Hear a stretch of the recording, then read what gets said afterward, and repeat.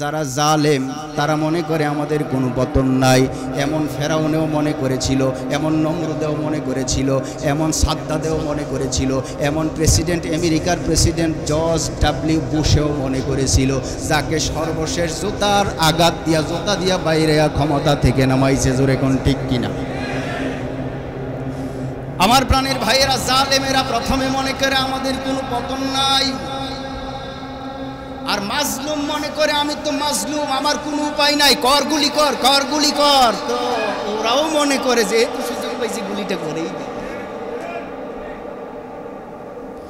জবাব একদিন হবে, জবাব একদিন হবে, ঠিক কিনা?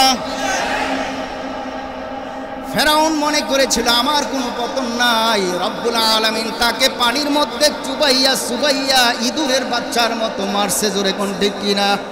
সুম্মা আদরাকা, কোরআন বলছে, কোরআনে আছে সুম্মা আদরাকা হুমুল গরক। এমন চুবানি দিছে শেষ পর্যন্ত কই হুজুরই বালা ছিল, হুজুরই বালা ছিল, হুজুরদের দল মানি, পাবলিকের দল মানি। ফেরাউন বলছিল সেটা আছে। এ মুসলমান, ফেরাউন চুবা খাওয়ার পরে বলছিল ইন্নী আমানতু, আমি ঈমান আনলাম, বিরব্বি মূসা, মূসার রবের প্রতি, আমি মূসার রবের প্রতি ঈমান আনছি।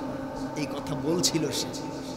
আল্লাহ পাক প্রতিবাদ করে বললেন আল আন, এখন ঈমানের মজা পাইছি। 700 বিড়াল মাইরা, 700 ইঁদুর মাইরা এখন বিড়াল তুমি তপস্বী সাজ্জ। আল আন ওয়াকাদ আসাইতা ক্বাবলু ওয়া কুনতা মিনাল মুফসিদিন, কোরআনে আছে ওয়াকাদ আসাইতা ক্বাবলু ওয়া কুনতা মিনাল মুফসিদিন। এই পৃথিবীতে বিপর্যয় তুমি যে কত সৃষ্টি করছো, কত মানুষকে যে হত্যা করছো, কত মানুষকে গুম করছো, কত মানুষকে আঘাত করেছো, নিরপরাধ মানুষকে আঘাত করেছো। আল আন, এখন ঈমানের কথা বলছো? বলুন তো, আমাদের ঈমান আনার সুযোগ এখনো আছে না নাই? যেহেতু আছে, আমরা প্রত্যেকেই এখনই ঈমানদার হওয়ার দরকার। কারণ ফেরাউনের মতো সুবা খাওয়ার পরে আর সুযোগ থাকবে না। কারণ ফেরাউনও সুবা খাইয়া বলছিল আমানতু আন্নাহু লা ইলাহা ইল্লাল্লাযী আমানাত বিহি বানু ইসরাইল, বনি ইসরাইলেরা যেই খোদার প্রতি ঈমান আনছে আমিও আনলাম। তো আল্লাহ বলেছিলেন আল আন, এখন ঈমানের সাক্ষী দাও মিয়া। মুসলমান ভাইরা আমার, সাদ্দাত বেহেশত তৈরি করেছিল আর বলেছিল, বেহেশত তৈরি করে বলেছিল নবী রাসূলুল্লাহ যেই বেহেশতের কথা কয়, আলেম ওলামারা যেই বেহেশতের কথা কয়, হুজুররা যেই বেহেশতের কথা কয়, এই বেহেশতের মধ্যে কি কি আছে? ওই হুর গেলেমান আছে, শান্তি আছে, সব রকমের ব্যবস্থাপনা আছে। সাদ্দাত কয় আমি নিজেই বেহেশত বানাবো। জোরে কোন নাউজুবিল্লাহ। সাদ্দাত শেষ পর্যন্ত তার পরিকল্পনা মাফিক একটা বেহেশত বানালো। নাউজুবিল্লাহ কোন বানাইছে। আমাদের দেশের সুখীরাও কিন্তু মনে মনে ভাবে যেহেতু মরতাম না, একটা হাওয়া ভবন বানাই, একটা আরো বড় অট্টালিকা বানাই, যেহেতু মরতাম না। আসলে মরণ হবে নাকি হবে না বলেন? সাদ্দাত বেহেশত বানাইলো। এই বেহেশতের মধ্যে এলাকার সুন্দরী যুবতী যাদের এখনো বিয়া হয় নাই, এমন সুরুষী নারীদেরকে জোর কইরা উঠাইয়া নিয়া বেহেশতের হুর বানাইল। হুর, কারণ হুজুরদের কাছে শুনেছে বেহেশতের মধ্যে হুর পরি থাকে। উদ্বোধনের দিন, যেদিন বেহেশত উদ্বোধন হবে, সাদ্দাত বেহেশতের মধ্যে উদ্বোধন করার জন্য যখন দরজার গেটম্যান গেট খুলে দিল, ঘোড়ার পিঠে সাওয়ার ছিল সাদ্দাত, একটা পা নিচের দিকে দিয়েছে, আর মানে বেহেশতের মধ্যে ঢুকবে। গেটের কাছে গিয়ে ঘোড়া দাঁড়াইছে, সে আজকে প্রধানমন্ত্রী বেহেশত উদ্বোধন করবে। আল্লাহ রাব্বুল আলামিন আজরাইল পাঠাইলেন, যাও আজরাইল যাও, নাফরমানের জানটা কবজ করো। আজরাইল এসে যখন ঘাট ধরে টান দিলেন, কয় তুমি কে? কয় আমি আজরাইল। আজরাইল, সারা জীবনের সাধনা, এই বেহেশত বানাইছি, শুধুমাত্র একবার ঢুকার তৌফিক দাও, ঢুকার সুযোগ দাও, তারপরে আমরা নিয়ে যাই। কিন্তু আজরাইল বলছেন, বেটা এটা বড় দেরি হয়ে গেছে, এখন আর তোমার কোনো কথা। এ মুসলমান ভাই, সাবধান সাবধান, এখনো তোমার সময় আছে, সাবধান হয়ে যাও।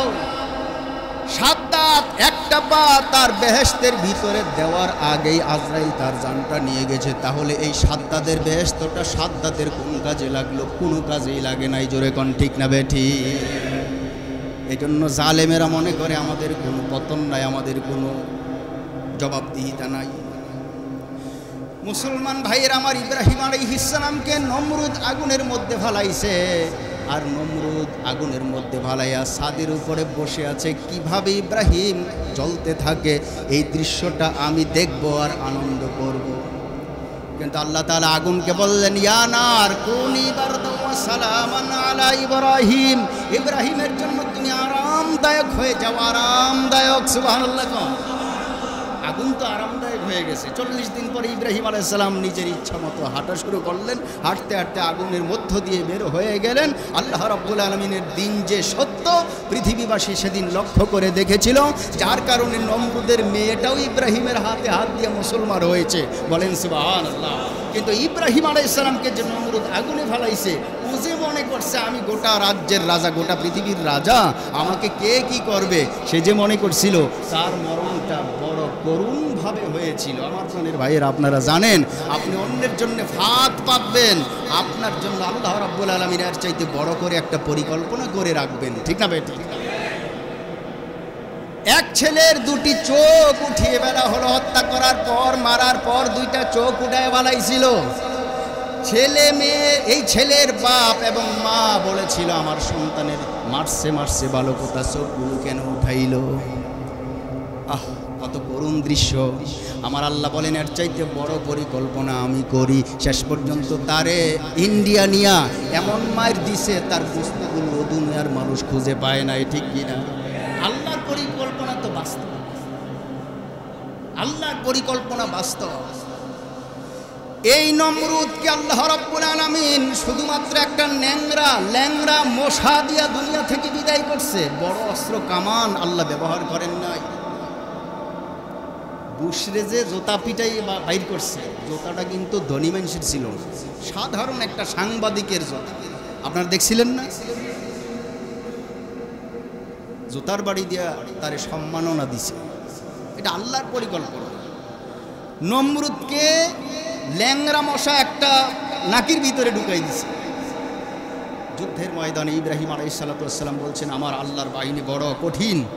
তো নমরুদ কয়, তোর আল্লাহর বাহিনী কোত্থেকে আসবে? আসমান থেকে আসবে। নমরুদ কয়, তোর আল্লাহর বাহিনীর সাথে আমার যুদ্ধ হবে, আমি যুদ্ধ করব। ঠিক আছে, যুদ্ধের ময়দানে নামো। যুদ্ধের ময়দানে নামলো, কিছু ফেরেশতারা এলো যুদ্ধের ময়দানে নামার জন্য, কিন্তু ফেরেশতারা উপরেই ওরা অপেক্ষা করতেছে। যখন দেখলো নমরুদ লাখো লাখো সৈন্য পাঠাই দিছে, ইব্রাহিমের বিরুদ্ধে যুদ্ধ করবে, আল্লাহ রাব্বুল আলামিন অসংখ্য মশা আকাশ থেকে নাজিল করে দিছে। মশা বেন করতেছে। ফেরাউনের দলবল যারে পায় তারে একটা ইঞ্জেকশনই দেয়, জাগায় মরে শেষ হয়ে যায়। কিন্তু দুইটা ঘোড়ার ধাক্কাধাক্কিতে একটা মশা মাঝখানে পড়ে একটা পা খোড়া হয়ে গেছিল, ল্যাংড়া হয়ে গেছিল, একটা মশা। আল্লাহর কাছে মশা বলতেছে, আল্লাহ, যুদ্ধের ময়দানে এসেছি যুদ্ধ করার জন্য। আল্লাহ, আমি যে আহত হয়ে গেলাম, আমি যে তোমার নাফরমানে একটারেও মারতে পারলাম না, আমার তো বড় দুঃখ। আল্লাহ রাব্বুল আলামিন কয়, আসল কাজটা তরে দিয়েই করুন। সুবহানাল্লাহ বলে। যুদ্ধের ময়দান থেকে এক সেনাপতি দৌড়ে গেছে নমরুদের কাছে। বাদশানন্দার সমস্যা, কি সমস্যা? যুদ্ধের ময়দানে কোত্থেকে যেন কিছু মশামাছি, তাদের সাথে যুদ্ধ করে আর পারা গেল না। ওই মশামাছিগুলি তো আমাদের সৈন্যগুলোকে শেষ করে দিচ্ছে। নমরুদ কয়, বেটা, এটা কি কোনো সুপুরুষের কথা হলো? এটা তো কাপুরুষের কথা। এই ল্যাংরা মশাটা আবার ঘরের দরজায় দাঁড়ায় দাঁড়ায় শুনতেছে। মশা কিভাবে মানুষকে মারতে পারে? মশা কিভাবে মানুষকে মারতে পারে? এই যে মশা কিভাবে মানুষকে মারতে পারে, এতটুকু বলার সাথে সাথে তার নাক দিয়ে ফুট করে একটা মশা ঢুকে গেছে, ওই ল্যাংরা মশা। মশা ভিতরে ঢুকে ভিতরে মগজ রাজ্যে গিয়া এদিক সেদিক শুধু একটা একটা করে চুমা দেয়, আর তার কাছে বড় খারাপ লাগে, বিরক্ত লাগে। শেষ পর্যন্ত তার যে খাদেম রক্ষী আছে তাদেরকে বলল, তোমরা আমার এই মাথাটা টিপে দাও। মাথা টিপ দিলে একটু ভালো লাগে। এইভাবে কয়েকদিন টিপতে থাকলো, কিছু কিছু ভালো লাগলো, দেখলো যে কাজ হয় না। আর এরপরে শেষ পর্যন্ত আমার মাথার মধ্যে কিছু মাঝে মাঝে একটু জোরে আঘাত করো, জোরে আঘাত করতেছে, একটু ভালো লাগে। 2-1 দিন পরে আবার আগের মতো আবার বলতেছে যে আহারে আমার তো খালি ব্যথা বেড়েই যাচ্ছে, যত জোরে আঘাত করে তত তার কাছে ভালো লাগে। শেষ পর্যন্ত তার রক্ষীদেরকে বলল, তোদের জুতাগুলি খুলে আমারে আঘাত কর। জুতা দিয়ে পিটাইতে পিটাইতে কিছুদিন ভালো ছিল, শেষ পর্যন্ত দেখলো যত জোরে আঘাত করে তত একটু মশাটা চুপ করে থাকে। মশা তো এখন ভিতরে আছে, মশা চুপ করে থাকে। শেষ পর্যন্ত এই নমরুদ বলল, রড দিয়ে আমারে বাইরে। শেষ পর্যন্ত রড দিয়ে বাড়ি দিয়েছে মতো মাথার 2 টুকরা হয়ে গেছে। এই হলো আসল লোকের মরণ। মরণকে ভয় করা উচিত। ঈসা আলাইহিস সালাতু ওয়াস সালামের উপরে আল্লাহ তাআলা আলাদা কোনো কিতাব নাজিল করেননি। উনি আদি পিতা আদম আলাইহিস সালামের কিতাব অনুযায়ী পৃথিবীর মানুষকে পরিচালনা করেছেন। এজন্য ঈসা আলাইহিস সালাম শুধু নবী, তিনি রাসূল নন। ইব্রাহিম আলাইহিস সালাতু ওয়াস সালাম, তার উপরে সহিফা নাজিল হয়েছে, তাই তিনি নবী ও রাসূল। হযরত মূসা আলাইহিস সালামের উপরে আল্লাহ তাআলা তাওরাত কিতাব নাজিল করেছেন, তিনি নবী ও রাসূল। ঈসা আলাইহিস সালাতু ওয়াস সালামের উপরে ইনজিল কিতাব নাজিল করেছেন, তাই তিনি নবী ও রাসূল। নবী হলেন পৃথিবীর 1 লাখ মতান্তরে 2,24,000 নির্বাচিত সিলেক্টেড ব্যক্তি। আল্লাহ তাআলা যাদেরকে নির্বাচন করেছেন সবাই নবী, কিন্তু আল্লাহ তাআলা 104 খানা কিতাব নাজিল করেছেন 104 জন নবীর উপরে, তারা নবী ও রাসূল। তেমন নবী এবং রাসূল, নবীর সংখ্যা তো প্রায় 1 লাখ অথবা 2,24,000, রাসূলের সংখ্যা ধরে নেওয়া যায় প্রায় 104 জন।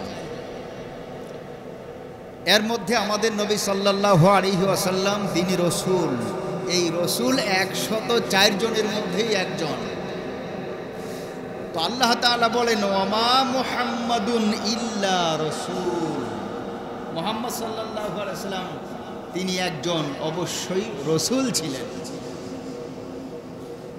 এটা বলার পরে আল্লাহ পাক বলেন, আল্লাহ তাআলা বলেন, কদ খালাত মিন ক্বাবলিহির রুসুল।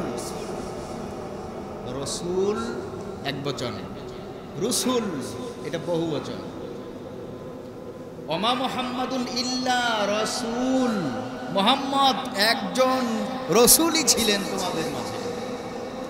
কদ খালাত গত হয়ে গেছে ইতিমধ্যে, মিন ক্বাবলিহির রুসুল। রসুল মানে অনেক রসুল, ধরেন আপনি 104 খানা রসুল। কারণ রসুল কারা? যাদের উপরে আল্লাহ তাআলা নতুন শরীয়ত নাজিল করছেন ওনারাই রসুল। আর নবী কারা? আল্লাহ কর্তৃক নির্ধারিত, আল্লাহ কর্তৃক নির্বাচিত 2,24,000 ব্যক্তিবর্গ, তারা হলো নবী। আর তাদের মধ্য থেকেই প্রায় ধরুন 104 জন রসুল ছিলেন। আমার প্রশ্ন হলো, সেই 104 জনের মধ্যে আমার নবী একজন রসুল। আল্লাহর কোরআন বলছে, আমার নবীকে ছাড়া বাকি 103 জন রসুল, ওরা কি আজও জীবিত আছে নাকি তারা মৃত্যু হয়ে গেছে? বলেন, প্রত্যেকের মরণ হয়ে গেছে। আমাদের নবী ছাড়া আরো যারা রসুল ছিলেন, কোনো একজন রসুল আজও কি বেঁচে আছে নাকি সবাই ওফাত করেছেন, সবাই মৃত্যুবরণ করছেন? তো আল্লাহ তাআলা এই কথাটাই বলেছেন, ওয়ামা মুহাম্মাদুন ইল্লা রাসূল, আপনি নিশ্চয়ই একজন রসুল। কদ খালাত মিন ক্বাবলিহির রুসুল, আপনার আগে যত রসুল ছিলেন সবাই দুনিয়া থেকে বিদায় হয়েছে। সুবহানাল্লাহ বলেন। সবার যেমন দশা আপনারও এমনই দশা। সবাই যেহেতু পৃথিবী থেকে গিয়েছে, তো আপনিও যাবেন। এটা আল্লাহ তাআলা নবীকে বলতেছেন। সবাই যেহেতু গত হয়েছে, কদ খালাত মিন ক্বাবলিহির রুসুল, আপনার পূর্বে যত রসুল ছিলেন সবাই গত হয়েছে, একজন রসুল এখনো আছেন। আপনারা জানেন, ইতিহাসের পাতায় লেখা আছে রাসূল সাল্লাল্লাহু আলাইহি সাল্লাম নিজেও বলেছেন যে হযরত ঈসা আলাইহিস সালাতু ওয়াস সালাম যার উপরে ইনজিল কিতাব নাজিল হয়েছে তাকে ইহুদিরা হত্যা করার জন্য যখন ঘর চতুর্দিক থেকে বেষ্টনী করলো, ঘেরাও করলো, আল্লাহ তাআলা রব্বুল আলামিন জীবিত অবস্থায় ঘরের ছাদ বিদীর্ণ করে জীবিত অবস্থায় ঈসা আলাইহিস সালামকে আকাশে তুলে নিয়ে গিয়েছে। সুবহানাল্লাহ বলেন। এই একজন রসুল এখনো মরেননি। মরা এমন একটা গুরুত্বপূর্ণ কাজ, কুল্লু নাফসিন যায়িকাতুল মাউত, সমস্ত আত্মাই মরণশীল। তো ওনাকে যে আকাশে তুলে নিয়েছেন ঈসা নবীকে, ওনার মরণ গেল কোথায়? রব্বুল আলামিন বলেন তার এই মরণটা যে বাকি আছে, এজন্য কিয়ামতের আগে আমি আবার তাকে এখানে পাঠাবো। সুবহানাল্লাহ। ঈসা আলাইহিস সালাম আসমানে আছেন, তিনি আবার দুনিয়াতে আসবেন। কেন আসবেন? উনি মরণ ছাড়া আকাশে গেছে, ওনাকে আবার মরণ সংগঠিত করার জন্য এখানে নিয়ে আসবেন। তো আল্লাহ তাআলা বলছেন ওমা মুহাম্মাদুন ইল্লা রাসূল, এ মুহাম্মদ আপনি রসুল, আপনি একজন রসুল।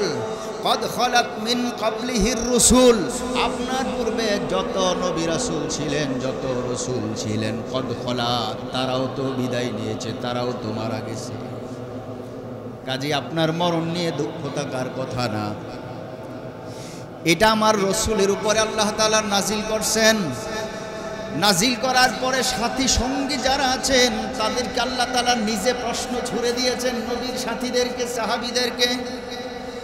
রব্বুল আলামিন বলেন আফা ইম্মাতা আও কুতিলান ক্বালাবতুম আলা আকাবিকুম, আফা ইম্মাতা, যদি আপনি মৃত্যুবরণ করেন, হে সাহাবীরা যদি তোমাদের রসুল মৃত্যুবরণ করেন, আও কুতিলা, অথবা যদি উনি যুদ্ধের ময়দানে শাহাদাত বরণ করেন, নিজে নিজে হয়তো ঘরে পড়ে মারা গেছেন, হতে পারে, আর না হয় যুদ্ধের ময়দানে গিয়ে শহীদ হবেন, এমন যদি হয় তাহলে তোমরা কি করবে? আল্লাহ তাআলা প্রশ্ন করতেছেন আফা ইম্মাতা, নবী যদি মারা যান, আও কুতিলান, আও কুতিলা, আর যদি তিনি যুদ্ধের ময়দানে শহীদ হয়ে যান, ইনকালাবতুম, তোমরা কি দিন থেকে সরে যাবে? তোমরা কি দিন থেকে দূরে সরে যাবে? ধরো তোমাদের রসুল তোমাদের কাছে এখন আর নাই, তিনি দুনিয়া থেকে বিদায় নিয়েছেন, যেহেতু অন্য রসুলরাও বিদায় নিয়েছে, এমনিভাবে তোমার রসুলও বিদায় নেবে। রসুল বিদায় নেওয়ার পর তুমি কি তোমার যুদ্ধের ময়দান ছেড়ে, জেহাদের ময়দান ছেড়ে, হকের পথ ছেড়ে, দিনের রাস্তা ছেড়ে তুমি কি ঘরে বসে থাকবে? তোমার মিশন কি রসুলকে জীবিত রাখা, নাকি তোমার মিশন রসুলের আদর্শকে জীবিত রাখা? এটা আল্লাহ তাআলা নিজেই প্রশ্ন করতেছে। আল্লাহ রাব্বুল আলামিন বলেন, আল্লাহ বলেন আফা ইম্মাতা আও কুতিলান ক্বালাবতুম আলা আকাবিকুম, তোমরা তোমাদের পথ ছেড়ে দূরে সরে যাবে নাকি? যদি নবী মারা যায় অথবা শহীদ হয়, তোমরা সরে যাবে নাকি? ওমাইয়ান ক্বালিব আলা আকিবাইহি, আর যারা ইতিমধ্যে পথভ্রষ্ট হয়ে নিজেরা সঠিক পথ ছেড়ে দিয়েছে, ওমাইয়ান ক্বালিব আলা আকিবাইহি, তোমাদের মধ্যেও যদি কেউ পথ ছেড়ে দেয়, কেউ নবীর বিধান ছেড়ে দেয়, নবী ইন্তিকাল করেছে বলে যদি নবীর রাস্তা কেউ তোমাদের মধ্য থেকে নবীর সুন্নাত ছেড়ে দেয়, আর নবীর কাছ থেকে যদি কেউ দূরে সরে যায়, ফালাইয়াদুরুল্লাহা শাইআ, জেনে রাখো আল্লাহর বিন্দু মাত্র ক্ষতি হবে না। জোরে কোন সুবহানাল্লাহ। আল্লাহর কোনো ক্ষতি হবে না, আল্লাহর কোনো ক্ষতি হবে না। এ মুসলমান, রব্বুল আলামিন বলেন ওমা খালাকতুল জিন্না ওয়াল ইনসা ইল্লা লিয়াবুদুন, আমি মানব দানব সৃষ্টি করেছি একমাত্র আমার ইবাদতের জন্য, আমার ইবাদত। যদি গোটা দুনিয়ার মানুষ সবাই মিলে আল্লাহর ইবাদত বন্দেগী করতে থাকে, সব সময় ইবাদতের পাবন্দি করে, আল্লাহ বলেন আমার মর্যাদা বিন্দু মাত্র একটু বাড়বেও না। আর যদি গোটা দুনিয়ার মানুষগুলো নাফরমান হয়ে যায়, আমি আল্লাহর যেই পরিমাণ দাম, এর চাইতে বিন্দু মাত্র আমার দাম কমবেও না। জোরে কোন সুবহানাল্লাহ। তবে ইল্লা লিয়াবুদুন, ইবাদতের জন্য বানাইলাম, যদি ইবাদত করে তাহলে তার নিজের দাম বেড়ে যায়। বলেন আল্লাহু আকবার। এজন্য ইবাদত করলে আমাদের লাভ। দুনিয়ার সব মানুষ পথ হারিয়ে বসলেও আল্লাহর কোনো ক্ষতি নাই। এটা আমাদেরই লাভ, আমাদেরই ক্ষতি। মুসলমান ভাইরা আমার, সূরা আলে ইমরানের 144 নম্বর আয়াত আমি আপনাদের সামনে কেন তেলাওয়াত করলাম এজন্য, এই আয়াতের যেই প্রেক্ষাপট, এই আয়াতের যেই শিক্ষা, এই শিক্ষাই হলো কারবালার শিক্ষা। জোরে কোন সুবহানাল্লাহ। কারবালার শিক্ষা আর এই আয়াতের শিক্ষা একই শিক্ষা। এই আয়াত নাজিল হয়েছে উহুদের ময়দানে। রহমাতুল লিল আলামিনের সাহাবীরা যখন নবীকে নিয়ে সাথে নিয়ে উহুদের ময়দানে বিক্রমে যুদ্ধ করতে লাগলেন, এক পর্যায়ে আমার রাসূল আহত হয়ে গেলেন।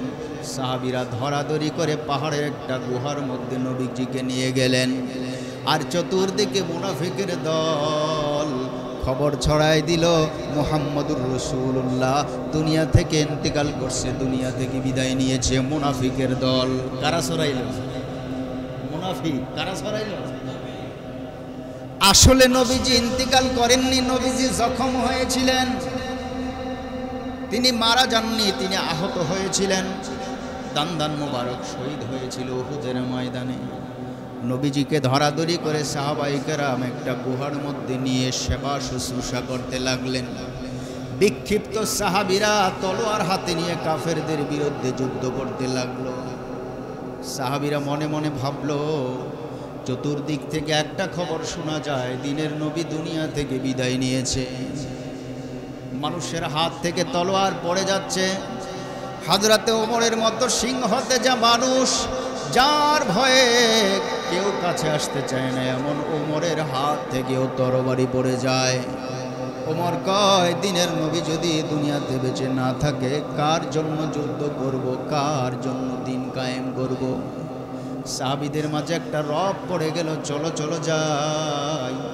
যার জন্য যুদ্ধের ময়দানে এসেছিলাম তিনি দুনিয়া থেকে বিদায় নিয়েছেন, কাজেই যুদ্ধ করে আর আমাদের কোনো দরকার নাই, চলো যার যার বাড়ি ঘরে যাই, চলো যার যার বাড়ি ঘরে যাই, চলো যার যার বাড়ি ঘরে যাই। কার জন্য যুদ্ধ করব?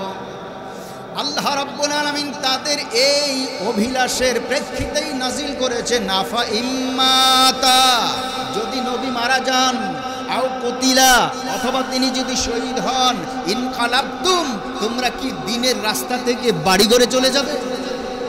সুবহানাল্লাহ বলে। এর মানে আমার নবী ইন্তেকাল করছে, তোমরা কি যুদ্ধের ময়দান ছেড়ে বাড়িতে চলে যাবে?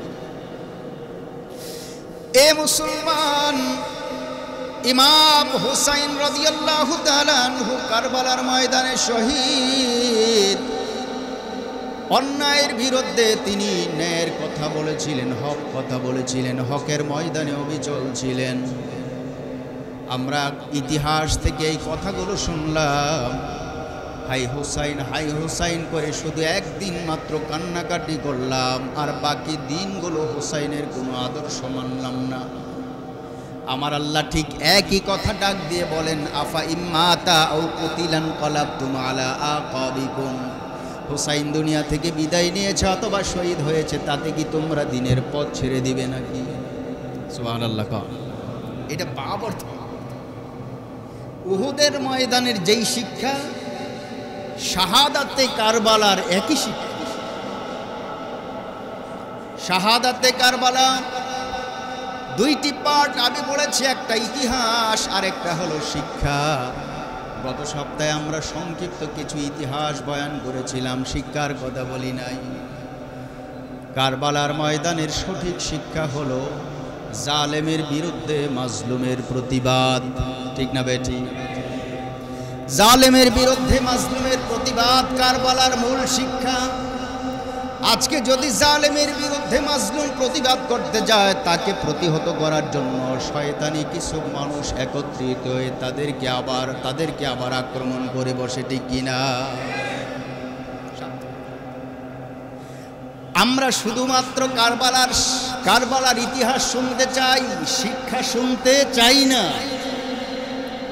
কারণ কারবালার ইতিহাসটা বড় শ্রুতি মধুর, কানের মধ্যে মধু ঢেলে দিলে যেমন এত মধুর মতো ভাল লাগে। কই হুজুর কারবালার ইতিহাস কম আছে না নাই?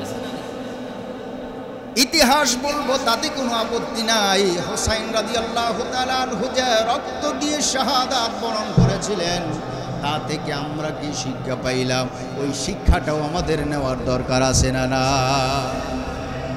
কারবালার ইতিহাস বড় শ্রুতিমধুর, কিন্তু কারবালার শিক্ষাটা বড় তিক্ত। কারবালার শিক্ষাটা বড় তিক্ত। সবাই কারবালার শিক্ষা গ্রহণ করবে না, শুধু শুনবে, কাহিনী শুনবে। হুজুর কারবালার কথাগুলো বলেন, চোখ দিয়ে পানি ঝরে। আমার প্রাণের ভাইয়েরা, একটা জাতি ততদিন পর্যন্ত তাদের উন্নতের শিখরে পৌঁছতে পারে না যতদিন পর্যন্ত কোনো শিক্ষা গ্রহণ না করে, ইতিহাস থেকে শিক্ষা গ্রহণ না করে। এজন্য আমাদের উচিত ইতিহাস থেকে শিক্ষা গ্রহণ করা। কারবালার ইতিহাস থেকে আমাদের শিক্ষা গ্রহণ করার আছে না নাই? মুসলমান ভাই, ইমাম হোসাইন রাদিয়াল্লাহু তাআলা আনহু শুধু কারবালার দিন 10 মুহররম হাই হোসাইন বলে একদল লোক চিল্লায়।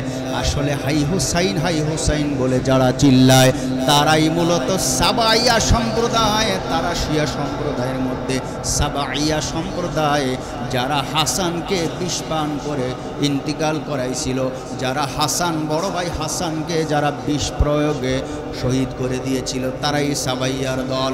তারাই শেষ পর্যন্ত হোসাইনকে আবার ডেকে নিয়েছিল কুফায়। সেখানে ফুরাত নদীর পাড়ে তাদেরকে পানি বন্ধ করে যারা হত্যার পরিকল্পনা করেছিল, তারাই সাবাইয়ার দল। নাউজুবিল্লাহ খান। সাবা, আব্দুল্লাহ ইবনে সাবা ইয়ামানের একজন ইহুদি পণ্ডিত ছিল। সে মানুষের চোখে ধোঁকা দেওয়ার জন্য ধর্মগ্রহণ করেছে বলে মদিনাতে সে এসে বসবাস শুরু করে দিল। হযরতে আলী রাদিয়াল্লাহু তাআলা আনহুর ইন্তিকালের পর হযরতে আলীর বড় ছেলে ইমাম হাসান, দুই ভাই হাসান হোসাইন, হাসান ইমাম হাসানের হাতে হযরতে আলী রাদিয়াল্লাহু তাআলা আনহুর খেলাফতটা হাসানের হাতে, মক্কা এবং মদিনা এই দুই শহরের খিলাফত বড় ভাই হাসানের হাতে দিয়ে। আর ওই দিকে দামেশকে ইয়াজিদের পিতা আমিরে মুয়াবিয়া রাদিয়াল্লাহু তাআলা আনহু, তিনি নিঃসন্দেহে একজন বড় মাপের সাহাবী ছিলেন। ইয়াজিদের পিতা আমিরে মুয়াবিয়া তখন দামেশকের গভর্নর, আর মদিনা আর মক্কার গভর্নর, মক্কার প্রেসিডেন্ট হলো ইমাম হাসান। রাসূল পাক সাল্লাল্লাহু আলাইহি ওয়াসাল্লাম একটা হাদিসে বলেছেন যে আমার নাতি হাসানের মাধ্যমে টুকরো হয়ে যাওয়া ইসলামী দুইটি রাষ্ট্র, ইসলামী রাষ্ট্র টুকরা হয়ে যাওয়া দুই খণ্ড আবার একত্রিত হবে। সুবহানাল্লাহ। হযরত আলী রাদিয়াল্লাহু তাআলা আনহুর ইন্তিকালের পর ইমাম হাসান যখন মদিনার মক্কার রাষ্ট্র ক্ষমতায়, ইমাম হাসান চিন্তা করতে লাগলেন, হুসাইনের বড় ভাই হাসান চিন্তা করতে লাগলেন, এদিকে আমিরে মুয়াবিয়া দামেশকের প্রেসিডেন্ট, উনি আরব বিশ্বের অন্যান্য জায়গাগুলো মেনটেন করেন, আর আমি মক্কা মদিনার রাজা, কাজেই আমি তো তার চাইতে বয়সও ছোট। আমি চাই না আমার রেখে যাওয়া নানার দিন, নানার ইসলাম দুই ভাগে ভাগ হয়ে যাক। এজন্য আমিরে মুয়াবিয়াকে ডেকে এনে, আমিরে মুয়াবিয়া রাদিয়াল্লাহু আনহুকে ডেকে এনে হযরত ইমাম হাসান তার এই খেলাফত মাত্র 6 মাস পরিচালনা করার পর মক্কা এবং মদিনা উভয়টাই আমিরে মুয়াবিয়ার হাতে দিয়ে দিছে। জোরে বলেন সুবহানাল্লাহ। আমি চাই না আমার নানার দিন দুই ভাগে বিভক্ত থাকে। হাদিসের বাস্তবায়ন হয়ে গেল। সাবাইয়ার দল দেখলো যে মুসলমানরা বড় শান্তিতে বসবাস করতেছে, এই শান্তিতে থাকতে দেওয়া যায় না। সে পরিকল্পনা করে অন্য এক লোকের মাধ্যমে বিষ পান করাইয়া ইমাম হাসানকে শাহাদাতের পিয়ালা পান করায় দুনিয়া থেকে বিদায় করে দিল। কাজেই ইমাম হাসান তিনিও শহীদ, আর ইমাম হোসাইন তিনিও কারবালায় শহীদ। শুধুমাত্র কারবালার দিন বা শুধুমাত্র শহীদ বলে ইমাম হোসাইন হোসাইন হোসাইন বললে হাসানের আপনার দাবি বা হাসানের এই শহীদ হওয়ার যে প্রেক্ষাপট, এটা মানুষের সামনে আসে না। অথচ দুনো ভাই শহীদ হয়েছে। ইমাম হাসান তিনি শহীদ হয়েছেন, তাকে গোপনে বিষ দেওয়া হয়েছিল, শাহাদাতে সিররি, গোপন শাহাদাত। আর ইমাম হোসাইন যাকে তলোয়ার দিয়া বল্লম দিয়া গলা কেটে হত্যা করেছিল কারবালার ময়দানে, সেটা হলো শাহাদাতে জেহেরি, প্রকাশ্য শাহাদাত আর গোপনে শাহাদাত। কাজেই একই কারণে শাহাদাত হয়েছেন দুনো ভাই। একজন হলেন বড় ভাই হাসান, আরেকজন হলেন হোসাইন। শুধু আমরা শুধু হোসাইনের কথাটাই জানি, হাসানের কথা আর জানি না। আমার প্রাণের ভাইয়েরা, এক পর্যায়ে কুফাতে নিয়া ইমাম হাসান ইমাম হোসাইন রাদিয়াল্লাহু তাআলা আনহু সঙ্গী সাথী ৭২ জনকে সাথে নিয়া ওইদিকে ইয়াজিদ যখন গভর্নর হয়ে যায়, তখন উবাইদুল্লাহ বিন জিয়াদের মাধ্যমে চতুর্দিকের পানি বন্ধ করে দিয়ে ফুরাত নদীর পার ঘেরাও করে হোসাইনকে কষ্ট দিতে লাগলো। ৭২ জনের কাফেলার মধ্যে হোসাইন বড় অসহায়। হোসাইন রাদিয়াল্লাহু তাআলা আনহু যুদ্ধ করার জন্য সেখানে যান নাই, গিয়েছিলেন মানবতার সেবা করার জন্যে, মানুষকে ভালো রাখার জন্যে। কিন্তু ইয়াজিদ মনে মনে ভাবলো, হোসাইন যদি এদেশে বসবাস করতে থাকে আর মানুষের সাথে যদি যোগ সাজেশ তার হয়ে যায়, আমার ক্ষমতার মধ্যে বড় ভাটা পড়বে, বড় সমস্যা হয়ে যাবে। কেন এই ঘটনা ঘটল? কারণটা কি? কারণ আমিরে মুয়াবিয়ার ছেলে ইয়াজিদ আর আলী রাদিয়াল্লাহু আনহুর ছেলে হলেন হোসাইন। তারাও তো দুইজন বড় সম্প্রদায়ের মানুষ, কেন তাদের মধ্যে দ্বন্দ্ব লাগলো? ইয়াজিদ যখন ক্ষমতা গ্রহণ করলো, ইয়াজিদ রাষ্ট্র পরিচালনার জন্য ধর্মকে প্রাধান্যই দিল না। সে মন গড়া রাষ্ট্র পরিচালনা করতে লাগলো। মন গড়া রাষ্ট্র যারা চালায়, ওই রাষ্ট্রের জনগণ শান্তি পায় না। জোরে কোন ঠিক কিনা? জনগণের সুরার ভিত্তিতে, পরামর্শের ভিত্তিতে শান্তি অশান্তি পর্যবেক্ষণ করার পর যেই রাষ্ট্রপ্রধান রাষ্ট্রের নীতিমালা প্রয়োগ করেন, ওই রাষ্ট্রটা সুন্দর চলে, ওই রাষ্ট্রটা ভালো চলে। কিন্তু ইয়াজিদ বলেন, আই এম গ্রেটেস্ট, আমি সবার চাইতে সেরা, আমি আবার কার কাছে কি জিজ্ঞেস করব? এক কথায় বলে দিল, দিন কি আদাত আওয়ার দুনিয়া কি আদাত আলাহেদা হোগা। বলল, নামাজ পড়া হবে কোরআন দিয়া, নামাজ পড়া হবে হাদিস দিয়া, রমজানের রোজা রাখা হবে কোরআন হাদিস অনুযায়ী, যাকাত দেওয়া হবে কোরআন হাদিস অনুযায়ী, হজ করা হবে কোরআন হাদিস অনুযায়ী। কিন্তু আমার ব্যবসা বাণিজ্য কোরআন হাদিস অনুযায়ী হবে না, ব্যবসা বাণিজ্য আমার হবে আমার নিজের সংবিধান অনুযায়ী। জোরে কন্যা নাউজুবিল্লাহ। নামাজ পড়ো কোরআন মতো পড়ো, রোজা করো কোরআন মতো করো, রাষ্ট্র পরিচালনা কোরআন দিয়ে হবে না। হোসাইন রাদিয়াল্লাহু আনহু বলেন, কেন রাষ্ট্র পরিচালনা কোরআন দিয়ে হবে না? কেন? আমার নানা মুহাম্মদুর রাসূলুল্লাহ সাল্লাল্লাহু আলাইহি ওয়াসাল্লাম এই কোরআন দিয়ে এই রাষ্ট্র পরিচালনা করছে। জোরে কোন ঠিক কিনা? প্রথম খলিফা হযরত আবু বকর সিদ্দিক কোরআন দিয়ে রাষ্ট্র পরিচালনা করেছেন। দ্বিতীয় খলিফা হযরত ওমর ফারুক, তিনিও কোরআন দিয়ে রাষ্ট্র পরিচালনা করছেন। এরপরে ৩ নম্বর খলিফা হযরত ওসমান গনি রাদিয়াল্লাহু তাআলা আনহু, তিনিও কোরআন দিয়ে রাষ্ট্র পরিচালনা করেছেন। আমার পিতা হযরত আলী, তিনিও কোরআন দিয়ে রাষ্ট্র পরিচালনা করছেন। কাজেই আজকে তুমি ইয়াজিদ, তুমি রাষ্ট্র পরিচালনা করবা, কোরআন দিয়ে কেন রাষ্ট্র পরিচালনা হবে না? কোরআন দিয়ে রাষ্ট্র পরিচালনা না হওয়ার অর্থ হলো রাষ্ট্রের কাছে কোরআন ব্যর্থ। নাউজুবিল্লাহ বলেন। এ মুসলমান, আজও পৃথিবীতে যদি কোথাও কোরআনের রাজ কায়েম হয়ে যায়, সেখানে মুসলমান যেমন শান্তি পায়, অমুসলিমরাও তেমন শান্তি পায়। জোরে কোন ঠিক কিনা? কারণ এই কোরআনে বলা আছে অমুসলিমদের অধিকার কিভাবে আদায় করতে হয়। মুসলমান ভাইয়েরা আমার, শুধু এটুকু কারণ এই হোসাইনের সাথে ইয়াজিদের দ্বন্দ্ব। কারণ ইয়াজিদ কয় রাষ্ট্র পরিচালনা হবে আমার নীতির ভিত্তিতে, আর কোরআন দিয়ে নামাজ পড়ো, কোরআন দিয়ে রোজা করো। আজও পৃথিবীর মানুষ, এমনকি বাংলাদেশে এমন আল্লাহর কিছু কিছু কুতুবরা আছে যারা কয় কোরআন দিয়ে হুজুররা নামাজ পড়াক, কোরআন দিয়ে রোজা শিখাক, কোরআন দিয়ে হজ জাকাত শিখাক। কোরআনের কথা আমাদের দেশে বলতে আসে কেন? এমন আছে না নাই? এ মুসলমান, হযরত ইমাম হোসাইন রাদিয়াল্লাহু তাআলা আনহুকে পানি বন্ধ করে দিয়ে যখন ইয়াজিদ হত্যা করার পরিকল্পনা গ্রহণ করল, ইমাম হোসাইন যুদ্ধের জন্য সেখানে যান নাই, তিনি গিয়েছিলেন ইয়াজিদকে সংশোধন করার জন্য। ইমাম হোসাইনকে অসহায় দেখে হোসাইন রাদিয়াল্লাহু আনহু এবং তার পুরা বাহিনীর উপরে ইয়াজিদের বাহিনীরা ঝাঁপায়ে পড়ল। ইমাম হোসাইন রাদিয়াল্লাহু তাআলা আনহু যখন লক্ষ্য করে দেখলেন এখন তাদের জুলুমের শিকার হয়ে গেছি আমরা। না পারি মদিনায় ফিরে যেতে, না পারি দামেস্কে যেতে, না পারি মজলুমদের সাথে সহায় সঙ্গী হইতে। কাজে এখন কি করা যায়? যুদ্ধের অস্ত্র নাঙ্গা করা ছাড়া এখন আর আমাদের কোনো উপায় নাই, কারণ আমাদের সমস্ত সহায় শেষ হয়ে গিয়েছে। এখন মরণ ছাড়া আমাদের কোনো আর উপায় নাই। দেয়ালের মধ্যে পিঠ ঠেকে গেছে। দেয়ালের মধ্যে যখন পিঠ ঠেকে যায়, বাঘ যখন একটা কুকুরকে আক্রমণ করে, এই কুকুরটাও যদি বুঝতে পারে দেওয়ালের বাইরে যাওয়ার আমার আর কোনো সুযোগ নাই, তখন কুকুরটাও হিংস্র হয়ে বাঘের উপরে আক্রমণ করতে আসে। জোরে কোন ঠিক কিনা?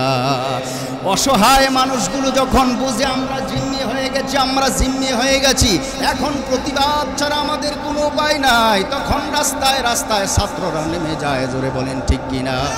কারণ তাদের হাতে আর কোনো উপায় নাই। এ মুসলমান, হযরত হুসাইন রাদিয়াল্লাহু তাআলা আনহু যখন লক্ষ্য করে দেখেন তার দেয়ালে পিঠ ঠেকে গেছে, এখন যদি তলোয়ার বের না করি তাহলে নিজের উপরে নিজেকে জুলুম করা হবে। এজন্য তার সাথী সঙ্গী নিয়ে তিনি যুদ্ধের ময়দানে অবতরণ হয়ে গেলেন। চতুর্দিকে খবর ছড়ায় পড়ল, ইমাম হোসাইন রাদিয়াল্লাহু তাআলা আনহুকে এইভাবে করে পানি বন্ধ করে দিয়েছে। চতুর্দিকে খবর ছড়ায় পড়ল। এর মধ্যে একজন, দুইজন, তিনজন, এভাবে বারবার কিছুক্ষণ পর পর নবীর দৈহিত্র, নবীর বংশের লোকগুলো এক একটা লাশ হয়ে তাঁবুর মধ্যে ফিরে যাইতেছে, এক একটা লাশ হয়ে তাঁবুর মধ্যে ফিরে যায়। চতুর্দিকে শুধু কান্নার আওয়াজ, হায় হায়, অসহায় অসহায়, চতুর্দিকে কান্নার আওয়াজ শোনা যায়। এ মুসলমান ভাই, এইভাবে তাদের তাঁবুগুলো কান্নার রণক্ষেত্রে পরিণত হয়ে যায়। এলাকার চতুর্দিকে খবর ছড়ায় যায়। চতুর্দিকে খবর ছড়ায় গিয়া জাবালা মহল্লা, কারবালার প্রান্তর থেকে একটু দূর একটা মহল্লা আছে, জাবালা মহল্লা। ওই জাবালা মহল্লার মধ্যে আব্দুল ওহাব নামে একটা মানুষ, যুবক সন্তান, মাত্র 17 দিন আগে তার বিয়ে হয়েছে। 17 দিন আগের বিয়ে করা নতুন বউকে নিয়া সে ঘরের ভিতরে আনন্দ ফুর্তিরত অবস্থায় আছে। ঘরের চতুর্দিকে যখন মা খোঁজাখুঁজি করলো, তার সন্তানকে পায় না, ভাবলো ঘরের ভিতরে সন্তান আছে। মা দুঃখিনী ঘরের দরজার সামনে ডাক দিয়ে বলেন, হে আব্দুল ওহাব, হেঁটে যায় আর বলেছিল নবীর দৈহিত্র হুসাইন নাকি কারবালার ময়দানে তাকে বন্দি করে পানির অভাব দিয়ে তাকে হত্যা করার চেষ্টা করতেছে। এ আব্দুল ওহাব, ঘরের দরজায় দাঁড়া, যদি আজকে নবীর দৈহিত্র হোসাইনের জন্য তুমি কিছু করতে পারো, হাসরের দিন হতে পারে তুমি অনেক মর্যাদা লাভ করতে পারবে। যাও যাও, আমি মা অর্ডার দিলাম, যাও যুদ্ধের ময়দানে যাও, হোসাইনের সাহায্য করার জন্য যাও। এই কথা শোনার পর আব্দুল ওহাব ঘর থেকে বের হইলেন। যুদ্ধের অস্ত্র পরিধান করিয়া তিনি ঘর থেকে বের হইলেন, রণসাজে সজ্জিত হয়ে ঘর থেকে বের হইলেন। মায়ের কাছে গিয়ে বলতেছে, মা, আমি একজন মুসলমান। এই কথা শোনার পর হোসাইন এত বিপদে পড়ে আছে কারবালার ময়দানে, এই কথা শোনার পর আমি কিভাবে ঘরে বসে থাকি? মা, মা গো, আমি আজকে হোসাইনের সাহায্যের জন্য যেতে চাই। মা, মা ডাক দিয়ে বলেন, সন্তান, তুই যদি শাহাদাত বরণ করিস, হাসরের ময়দানে যদি আল্লাহ তাআলা আমাকে শহীদের মা বলে ডাক দেয়, আমি মার সব চাইতে বেশি আনন্দ হবে। যা, তুই যা।